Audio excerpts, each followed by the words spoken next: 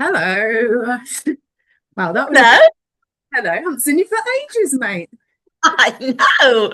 A day. So that was finish work, quickly get ready, come to the computer. I'm ready for That's this. it. She's ready. Do you like my glasses? I love your antlers. Got some horns, mate. Very apt, very apt. Are we recording video as well? Yeah, Like screen things, recording? whole thing's recorded. Yeah, boy.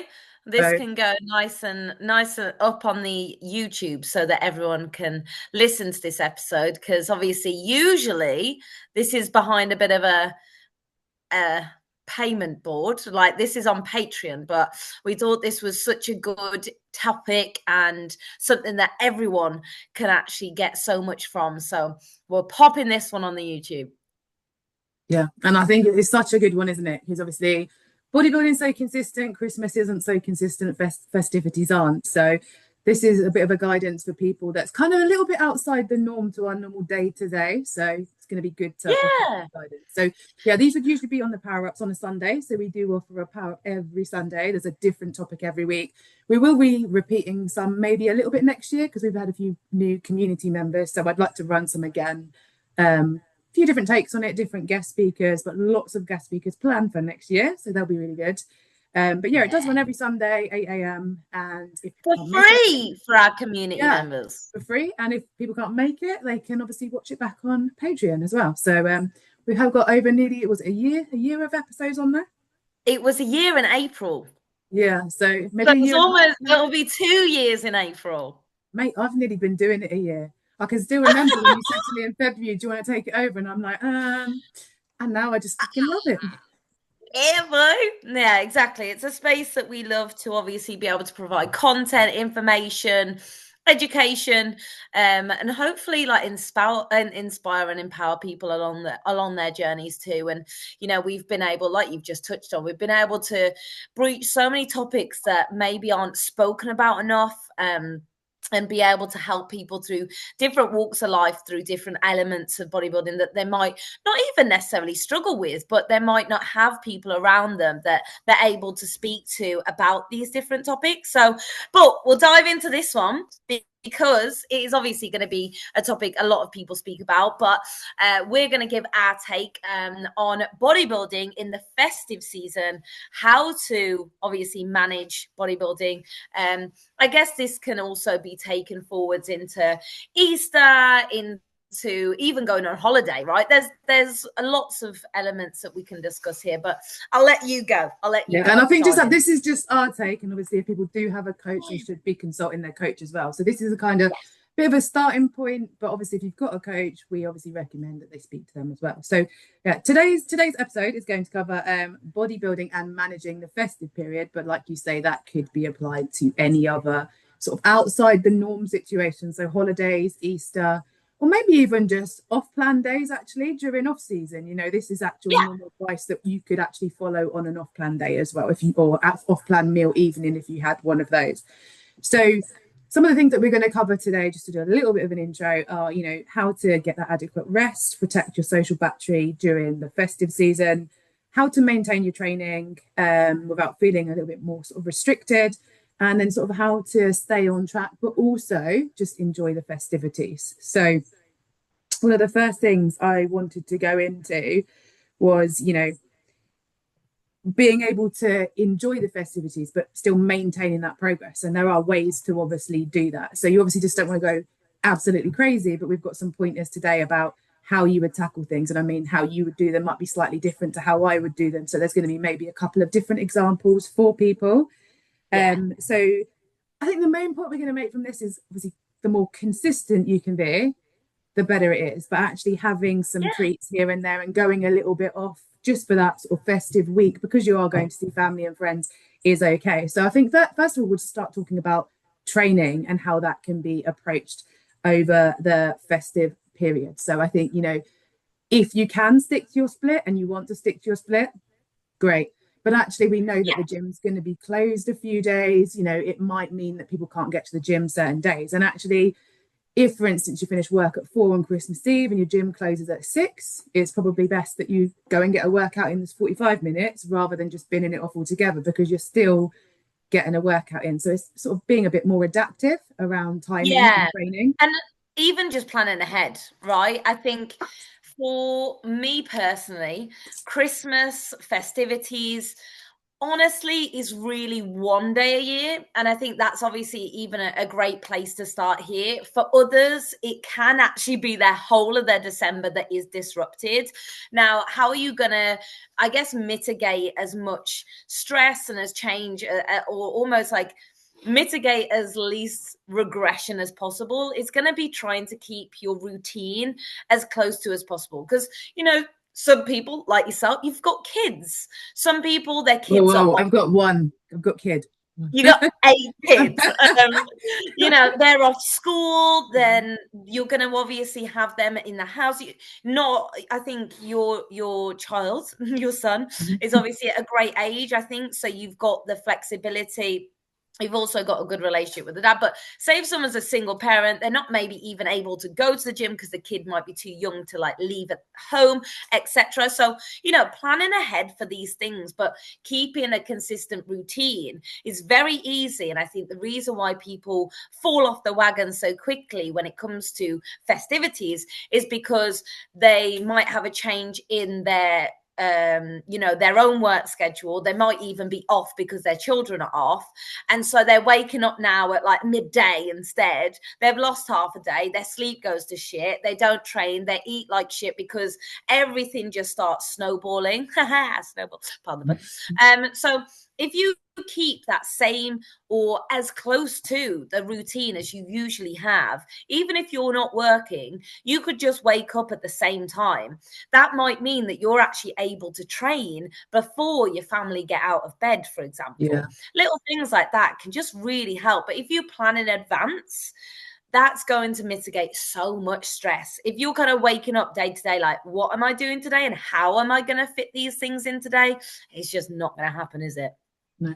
And I think it's just, you need to remember, obviously, that bodybuilding can be quite selfish at times. And if you do have a family, this is one time to go off track a little bit to enjoy that social aspect. And that's absolutely fine. Especially like me, obviously, I've been in prep for 34 weeks this year. On Christmas Day, I kind of need to give a little bit back there to my son. So it's like, if I can't train that day, I'll just move the day or whatever it might be. But it's just remembering, it is 1 or 2 days. It's not going to hurt your progress long term. You do want to enjoy exactly. It. Christmas happens every day. Well, I was just about to say exactly what you said there. Like, at the end of the day, you're 2 days out of the whole December. I think if people are honest with themselves, they hit December and that's when they do go full hog, and they're kind of like the whole December is a write-off. But if you do actually think, well, reality is it's a couple of days, or maybe even 1 day a week over the whole of December, that it is like that thing, that's, again, absolutely fine. But I think something you touched on was like, it's more the consistency of the December over the whole, instead of just throwing everything out the window. So say if, for example, within December, again, you've got children, you've got other, maybe even social events. This is something that I've spoken to quite a few clients with recently, because I've been touching base with them like, okay, tell me your plans, what meals you've got lined up, what events you've got, because then we can put things in place to make sure that you can actually enjoy yourself at those times. We'll move your training around so you're not trying to squeeze it in, maybe. As you've just said, like, if you maybe maybe you train 5 days a week normally, maybe within December you go to 3 or 4. And that's to make sure that you are giving yourself the rest, because the festive period, or any kind of holiday anyway, is about making sure you are resting enough for majority of people too.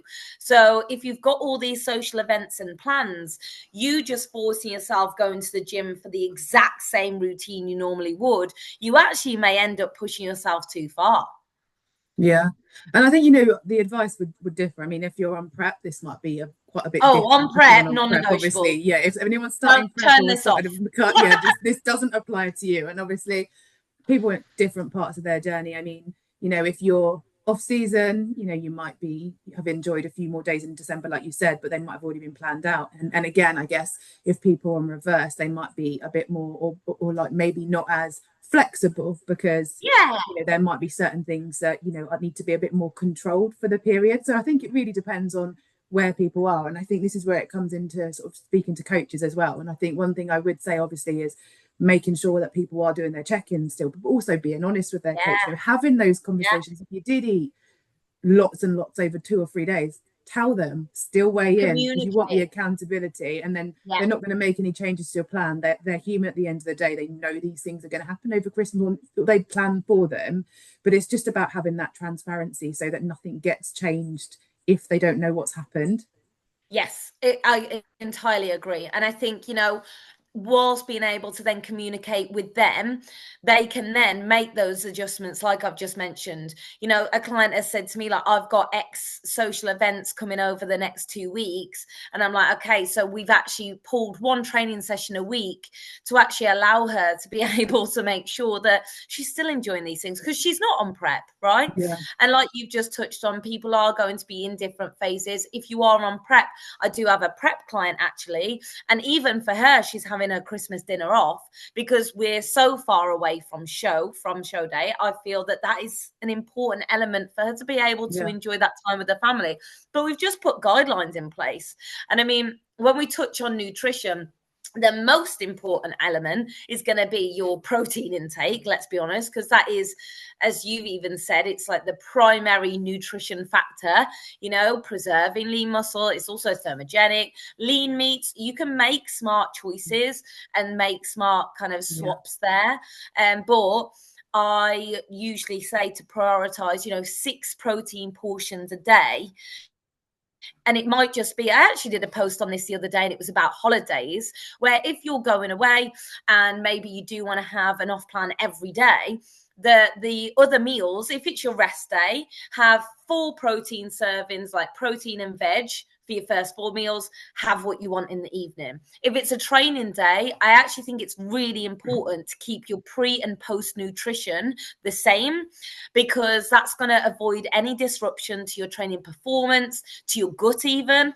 And I'm not going to go into obviously the gut side of things. People are bored of that. But in the sense that, say if you eat, I don't know, I think a lot of people think, oh, if I eat, you know, mince pie before I go train, I'm going to have a massive mince pie pump. More than likely, you actually probably won't. No. Like if you actually stick to your normal, like pre and post workout nutrition, and then again, maybe 2 meals you have protein, veg, and then again, that meal you have off with your family, you just have what you want there.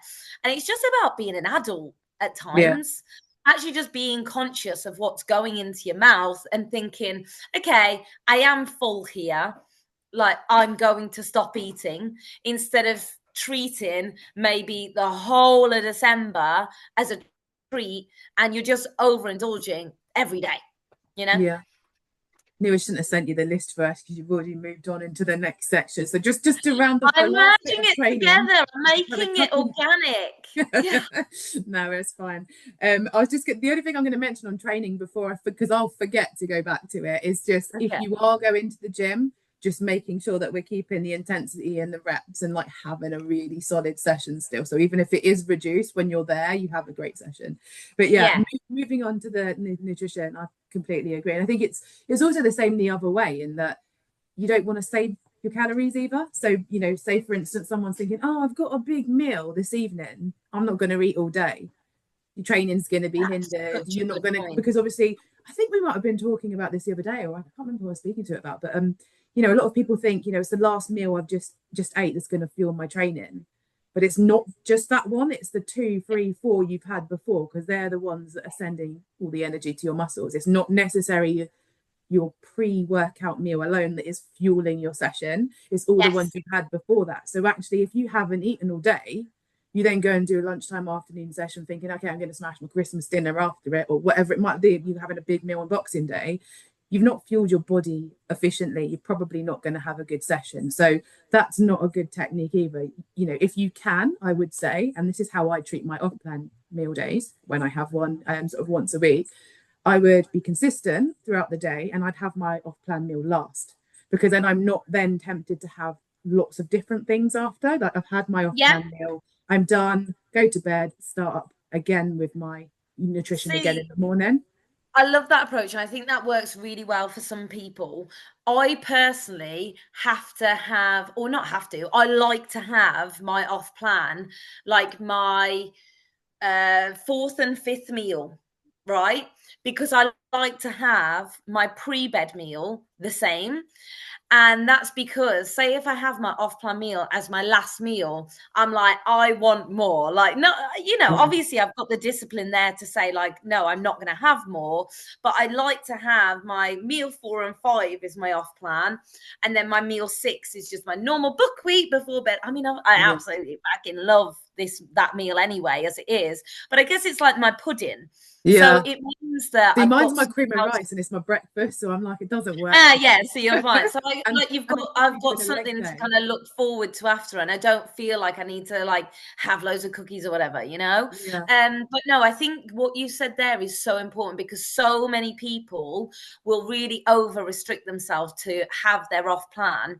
And this is something that I actually spoke to someone today about, where because they were restricting so much in order to have that off plan, going into the off plan, they were so hungry that they weren't able to stop, Yeah. right?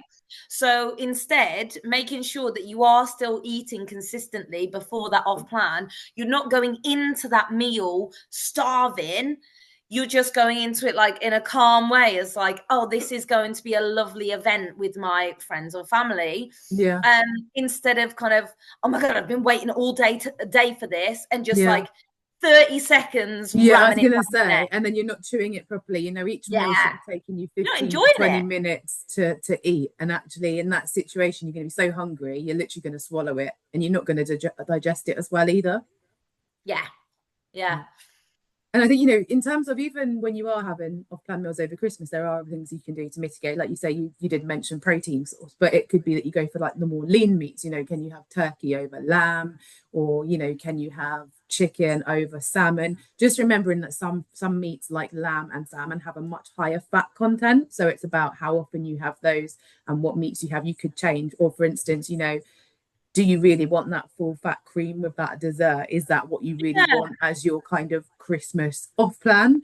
Or actually, can you have it with a skimmed alternative or a light cream or whatever else it is? Just to think Yeah. about the number of calories that you're having. I mean, if you're only going Yeah. to have one, it's probably going to be okay. But actually, if you've got 2 or 3, 4 social events in a week, that's going to stack up. That's going to add up. Because I think, what Yeah. you see people do sometimes is they'll eat on plan all week and then actually go really overboard on the weekend, and actually that's still as detrimental because you're having far too much over 2 or 3 days. Yeah, last week, I had 3 social things next to one after the other. I led an event, a seminar for a strategic circle female founder group, and they put on a spread, and I wanted to be part of that. And I was a part of that. Of course, like I wanted to eat and enjoy with people. But because then the following meal, it was actually for my mom's birthday. Well, it sounds terrible, but she cooked. But I was visiting her. And then the following evening, we went out for my mom's birthday, right?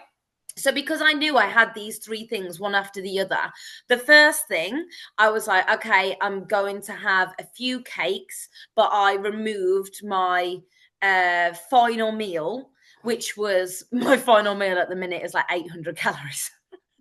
So I was like, okay, I'm going to have like remove like a It does look substantial pretty good as amount. well. I saw it the other day. It's so good. I'm going to make it for you one day.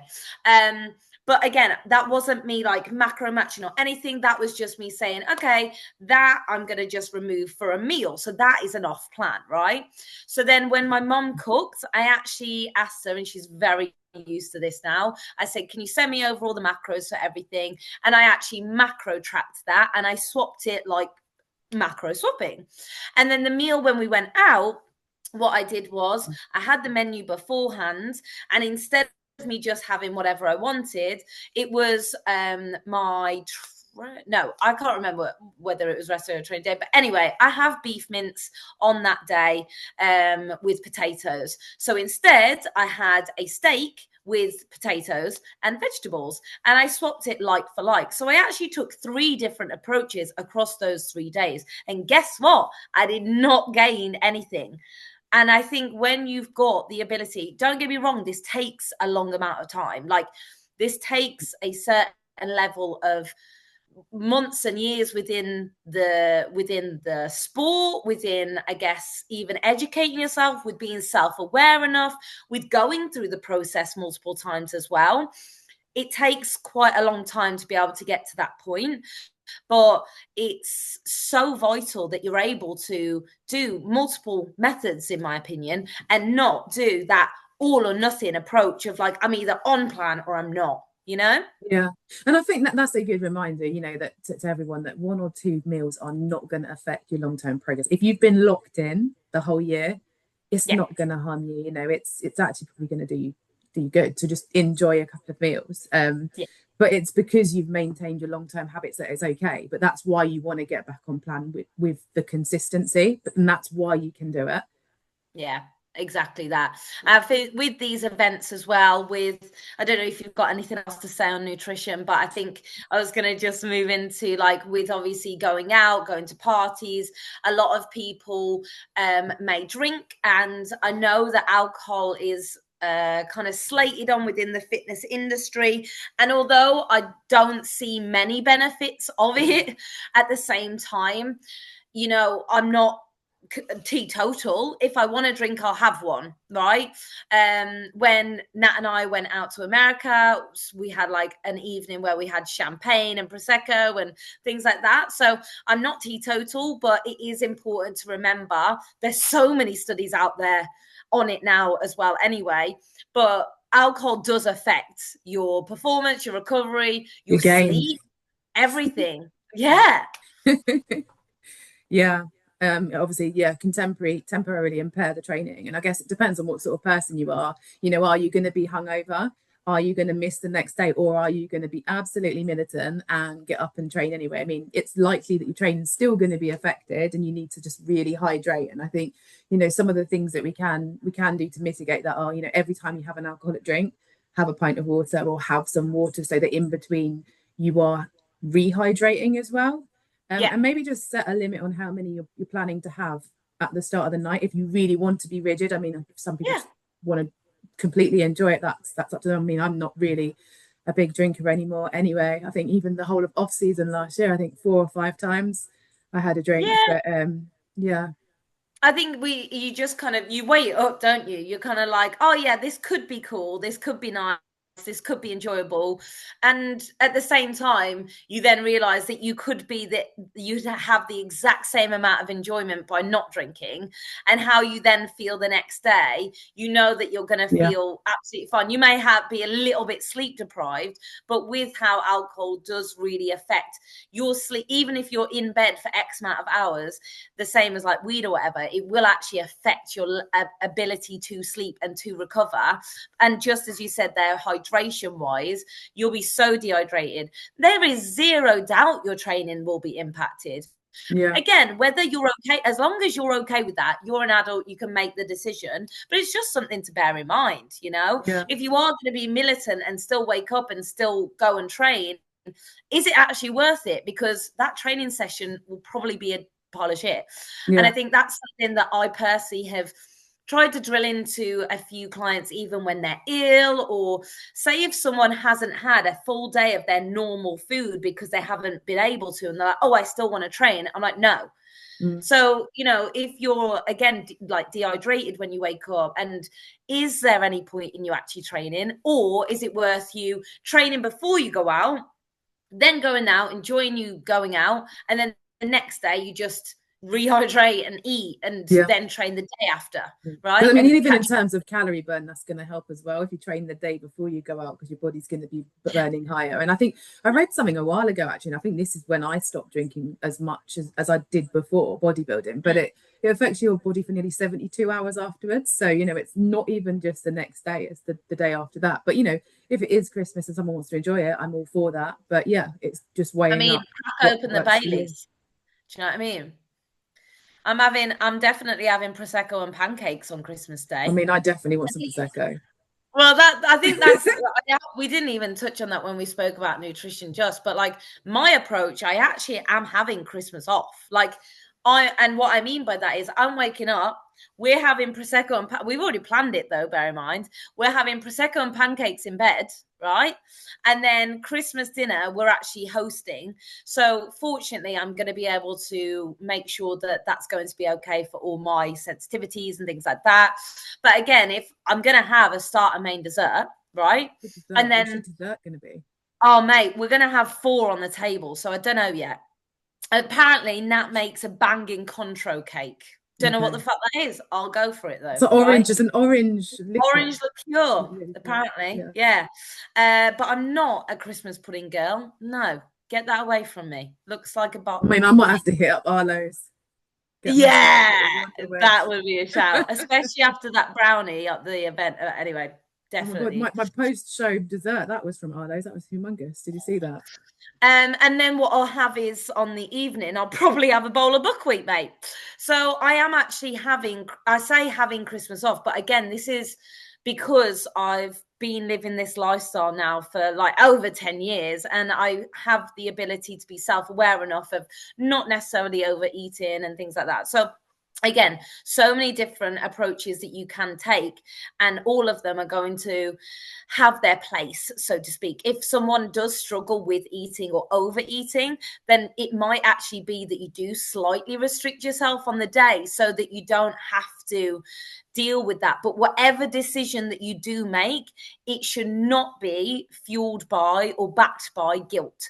And that is something that is so important, because I think a lot of people, they'll restrict not for the logical sense of, okay, I'm going to restrict my calories here so that I'm able to enjoy myself. They'll restrict because of the guilt of what they're going to eat. And that's where bad food relationships happen when it comes with bodybuilding, when it comes with off-plan eating. And it is a challenging topic, and it is obviously something that we'd go down a whole rabbit hole down, but none of your decisions, basically, whether you train or don't, whether you eat or don't. And when I say about guilt as well, is also, I guess, peer pressure, like, or because someone is telling you, your family, your friends, like, oh, just have this, like, drink this, can you not eat this, just be normal. Whatever you decide should be your decision and no one else's. And maybe your coach. And I think, you hear that all the time, don't you? Oh, it's only one meal. If you did that with every single person you saw, to you, over Christmas. And I mean, like you said, I think it depends on what stage you're at. Because I mean, I don't mind sharing that. Obviously, I'm in the reverse, and I probably found that the most difficult because obviously with me, my prep and even my off season, my long off season, I was absolutely militant. I would literally have an off plan. And then obviously with the reversed, I found that a bit more challenging, and that sometimes it is a bit harder in social situations. Even someone that hasn't ever felt guilty before, had a difficult relationship with food, there are challenges, especially earlier on in your bodybuilding journey, I would say. So it's about how the individual feels, just because your mate's doing this or someone else from the community is doing it, that's right for them, that might not be right for you. It's recognizing, like you say, what is right for you. 1,000%, mate. And I think sometimes, although it's lovely to have conversations with people that you feel may understand, sometimes again, we spoke about this at even the workshop, that a lot of the time people's comments may be fueled by their inability to stick to things. So if people are saying, oh, just have one, it's almost to make them feel better for the fact that they can't say no to things. So a lot of the time they don't actually care if you do or don't. It's just that they want to make themselves feel better for the fact that they can't say no. Right. But I think obviously I know that we only have 40 minutes to be able to do this. And I think we've covered so much. I think something that you wanted to discuss, to, I guess, finish on as well is kind of thinking about it in a bigger picture, didn't you? Thinking about the year in a bigger picture, how December is such a small period, but then thinking about January as well. Yeah. So I think, yeah, one of the other things I was just going to say was obviously if you carry on as well as you can over December, you're not starting again in December, in January. So you're not Yeah. starting a fresh training program. That's kind of when so many people decide, oh, I'm going to start again. The momentum is already going to start off so much stronger. And then I think there are other things that we haven't mentioned that you can do to mitigate some of it. In that, one thing I did forget to mention a little bit earlier is just about steps. So if you know you are having bigger meals, do some extra steps. If your steps are 8 to 10,000 a day, usually, if you know you're having a bigger meal, or if you feel a bit shitty and bloated, go for a walk. Just Even movement. for Like, just movement is going to be your digestion. friend. Yeah. And I Yeah. think the other thing to mention as well, like you said about people sort of being pressured into stuff, I think the community group will be really good for that over Christmas. Like, if people are struggling, put something in the chat. There's bound to be someone else in the same position as you, Yeah. as well. But yeah, I think if anyone hasn't done it already, we did do a really good thing in the workshop this weekend. So we obviously did goals for what was achieved in the last year and what you're going into next year. So definitely set some goals. Continue what you're doing in December because you're going to go flying into January, and obviously January is going to be a big year for everybody, especially everyone within the community. So I think if people haven't sent that sheet, we can obviously send that out as well in the community. Actually, Yeah, can't we? we can. That'd actually be lovely. I think that'd Yeah, be a really nice idea. Because I think so many people will be able to benefit from doing that, like reflecting on the year and then thinking about 2026. It even might change their mindset and decisions with what they are going to do over the festive period. Because say they are competing in 2026, then it might be like, okay, well, in essence, as bad as this might sound, anything you put on over this festive period, you just got to get it back off again if you are stepping on stage, right? yeah, yeah, And what you said there about avoiding complete breaks means that you're going to feel good about yourself again over that time. You're not going to go back into the gym and almost have to have an immediate deload because you're like, I can't move shit. And it just means that you're going to keep consistent and keep feeling good about yourself and keep building those habits that you do want to take yeah, into January. Because if yeah. you've got big goals, you got to align your actions to those words. So, I've no, got big goals. I need big glutes. big goals, big glutes. Big We both glutes. do, mate. I'm hoping the We cream's both going to do. go to my glutes We if I should eat do a it though. glute session. No, Yeah, honestly, this has been lovely, mate. Really, really. I know that we could obviously touch on so many more areas with this. But of course, as you mentioned, if anyone needs anything, like if anyone wants to talk about anything, please reach out. I mean, either to us personally or, of course, into the community chat. We've got big things coming for yeah. 2026. We will be releasing the 2026 TPWH calendar Oh, so exciting. very soon. So that will be like a breakdown basically of all the months, what's to come in terms of retreats, photo shoots, workshops globally, It's going to collaborations be with some big. incredible companies, incredible federations as well. So And much I to think come. I was just going to add, in terms of PowerUps, there's going to be loads of new topics this year. We will repeat some as well. But obviously, if Yes. anybody wants a specific topic, we're here for it. Yes. If there is something that someone wants covered again or covered differently, there'll be Yeah. different sort of takes on stuff. Because just because we've done a reverse or a show day before, we're going to have new guest speakers on. Everyone's experience is so different. Yeah. Love that, mate. Amazing. Well, if you did get to the end of this, Merry Christmas Merry Christmas. and a Happy New Year. And, and on that note, I probably should just end the video. Merry Christmas, everybody.